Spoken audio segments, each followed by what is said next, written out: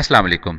Welcome to the Pakistan studies class. आज की class में हम देखेंगे कि पाकिस्तान चाइना इकनॉमिक कॉरिडोर जो है वो किस तरीके से बेनिफिशियल है for Pakistan as well as China. तो सी पैक का जो प्रोजेक्ट है उसमें हमारे पास कुछ पावर प्रोजेक्ट्स हैं और इस जो हमारे सामने स्क्रीन में नज़र आ रहा है और कुछ हमारे पास हाईवे के रूट्स हैं। तो जो पावर प्रोजेक्ट्स हैं they are basically 4 power projects: coal, solar, hydro and wind. Black जो है वो रिप्रेजेंट कर रहा है कोल प्रोजेक्ट्स को, जो ऑलमोस्ट गोल्डन कलर है वो सोलर को, ब्लू कलर हाइड्रो को, और जो ग्रीन कलर है that is representing wind projects. तो ये चारों के चारे जो प्रोजेक्ट्स हैं ये सारे रिप्रेजेंट कर रहे हैं एनर्जी प्रोजेक्ट्स को, इससे एनर्जी बनेगी। और नीचे हाईवे रूट्स हैं, नॉर्दर्न, ईस्टर्न, वेस्टर्न और सेंट्रल रूट्स हैं। तो सबसे पहले हम पावर प्रोजेक्ट्स को वन बाय वन करके देखते हैं। कोल प्रोजेक्ट की अगर हम बात करें तो हमारे पास आता है सबसे पहले साहिवाल का। साहिवाल हमें पता है यूनिवर्सिटी ऑफ ओकाड़ा में जो स्टूडेंट्स पढ़ने आते हैं साहिवाल से, बल्कि मुल्तान वाली साइड से भी, जो रास्ते में उनको साहिवाल अगर देखें तो लेफ़्ट साइड पे उनको नज़र आ रहा होगा कि एक बहुत बड़ी दो चिमनियाँ सी नज़र आ रही होंगी उनको। तो वो जो ये सारा है ये कोल प्रोजेक्ट का जो प्लान है साहिवाल में, और ये 1320 मेगावाट का प्रोजेक्ट है साहिवाल में। इसी तरीके से मुजफ्फरगढ़ में सेम प्रोजेक्ट है, आपको मैप में नज़र आ रहा होगा। ये भी 1320 मेगावाट का प्रोजेक्ट है सी पैक का।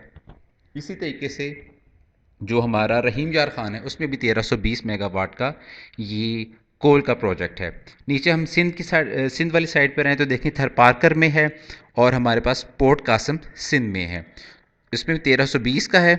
और हमारा जो थरपारकर डिस्ट्रिक्ट सिंध में है उसमें 3960 3960 मेगा वाट का प्रोजेक्ट है, यानी कि सबसे जो बड़ा प्रोजेक्ट है वो थरपारकर में लगाया जा रहा है। उसके बाद हम देखें सोलर जो प्रोजेक्ट्स हैं, सोलर प्रोजेक्ट में एक प्रोजेक्ट हमारे पास आता है that is on Bahawalpur. Bahawalpur में हमारे पास प्रोजेक्ट है वो 1000 मेगावाट का है। ये जूम करके अगर मैं आपको दिखाऊं, दैट इज़ 1000 मेगावाट का हमारे पास बहावलपुर में प्रोजेक्ट है सोलर का। इसी तरीके से हाइड्रो की अगर बात करें, जिसको हम डैम की सूरत में जो एनर्जी हमारे पास आएगी, तो दो डैम्स की बात करते हैं। एक कैरोट में है पंजाब में, आज़ाद जम्मू कश्मीर, 720 मेगावाट का, और दूसरा हमारा सुकी किनारी खैबर पख्तूनख्वा, ये 720 मेगावाट का ये प्रोजेक्ट है। तो ये कुछ प्रोजेक्ट्स थे जो किसी पैक में आते हैं। इस तरीके से जो लास्ट हमारे पास विंड का प्रोजेक्ट आता है, विंड का, वो है हमारे पास झिंबर में। झिंपर में भंबूर एंड ठट्टा, सिंध, सिंध के इलाके हैं। उसमें 350 मेगावाट का सोलर, यानी कि हवा की मदद से जो एनर्जी है उसको इलेक्ट्रिकल एनर्जी में कन्वर्ट किया जाएगा। तो ये सी पैक के कुछ जो हैं, आप कह लें कि हमारे पास प्रोजेक्ट्स हमारे सामने आते हैं। और अगर हम रूट्स की बात करें तो हमारे पास डिफरेंट रूट्स हैं सी पैक के। नॉर्दर्न एरिया में जो ऊपर वाला एरिया है that route is representing as northern route, और इसी तरीके से ईस्ट वाली साइड पे जो ये डार्क ग्रे कलर का जो आपके पास लाइन नज़र आ रही है, ये हमारे पास ईस्टर्न रूट है। इसी तरीके से ये जो ऑरेंज कलर की लाइन आपको नज़र आ रही है that is representing western root. और इसी तरीके से जो रेड लाइन आपको नज़र आ रही है that is central route, Pakistan के आलमोस्ट सेंटर से गुजर रही है। ये ब्लैक वाली, ग्रे वाली, डार्क ग्रे जो आलमोस्ट कलर है ये ईस्टर्न रूट है। इस तरीके से जो वेस्ट वाली साइड पे है ऑरेंज कलर, वो वेस्टर्न रूट है।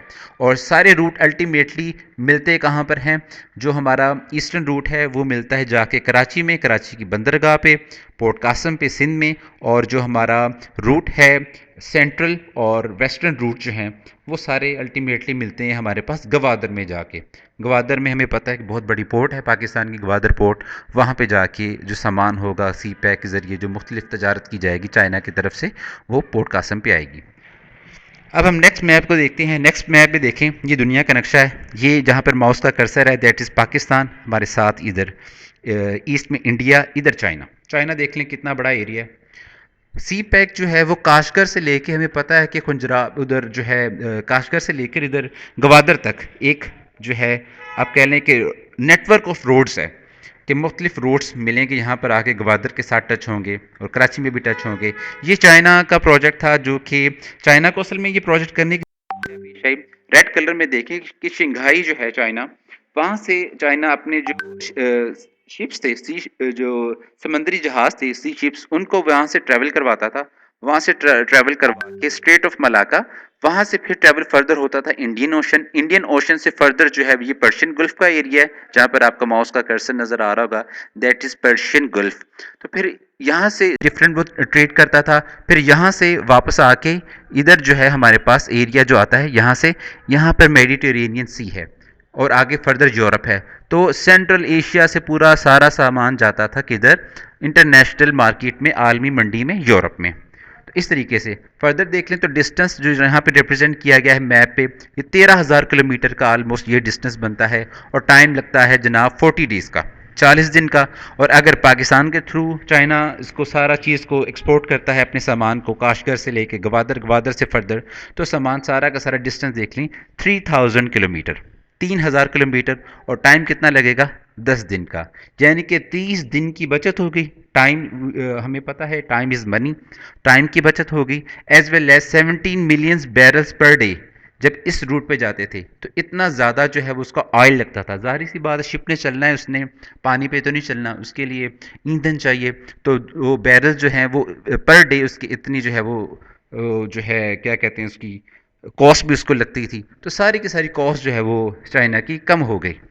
इसी तरीके से अब हम बात करते हैं अबाउट, ये हमारे सामने पाकिस्तान का नक्शा आपके सामने है। पाकिस्तान आ गया, इंडिया आ गया, चाइना आ गया। ये आपको अब विजुअली तौर पर थोड़ा सा डिजिटली आपको नज़र आ जाएगा। इसको हम ऐसे ऐसे मूव कर रहे हैं।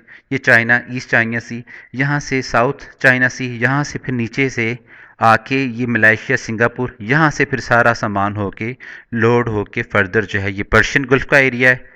ठीक है, यहाँ पे आपको पता है Kuwait, Bahrain, Qatar, Iran, UAE, Saudi Arabia, ये सारे ममालिक हैं जो चाइना को ऑयल फ्राहम करते हैं। चाइना को ज़ाहिर सी बात, अपनी कितनी बड़ी इकोनॉमी, दुनिया की नेक्स्ट सुपर पावर है, उसको चलाने के लिए उसको ज़रूरत पड़ती है ऑयल की। तो ये सारे कंट्रीज़ ऑयल रिच कंट्रीज़ हैं। तो यहाँ से सारा अपना ऑयल का सारा ट्रेड करके फिर फर्दर जो है यहाँ से अपना सामान जो है वो फर्दर रेड सी, यहाँ पर इजिप्ट में हमारे पास आती है स्विस केनाल, ये स्विस केनाल है, स्विस केनाल से होकर फर्दर जो है चाइना अपनी जो एक्सपोर्ट करता है सामान की मेडिटेरेनियन सी में।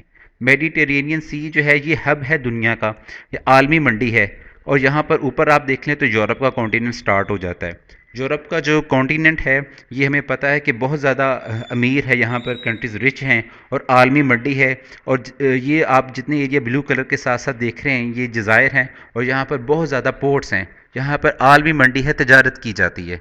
तो इस तरीके से चाइना पाकिस्तान इकोनॉमिक कॉरिडोर का जो प्रोजेक्ट है वो बहुत ज़्यादा अहमियत का हामिल है चाइना के लिए, पाकिस्तान के लिए। चाइना को फ़ायदा ये है कि चाइना का रूट कम हो गया, जैसे मैंने आपको पिक्चर में दिखाया कि चाइना का आप देख, इतना बड़ा रेड में रूट था, ये रूट बहुत ही कम हो गया काशगर से इधर। दूसरा जो है चाइना के लिए ये फ़ायदा हो गया। पाकिस्तान को फ़ायदा क्या होगा जी, पाकिस्तान को फ़ायदा जो होगा जब रूट सारा का सारा पाकिस्तान का इस्तेमाल होगा तो पाकिस्तान को उसके पैसे मिलेंगे, पाकिस्तान में डिफरेंट प्रोजेक्ट्स लगेंगे, जैसे एज वेल एज प्रोजेक्ट जो हमने थोड़े से अभी देखे हैं, ये प्रोजेक्ट जो अभी हो चुके हैं। और भी बहुत ज़्यादा प्रोजेक्ट्स हैं, इंडस्ट्रियल जोन्स हैं, उनको इंशाल्लाह हम डिटेल से नेक्स्ट देखेंगे।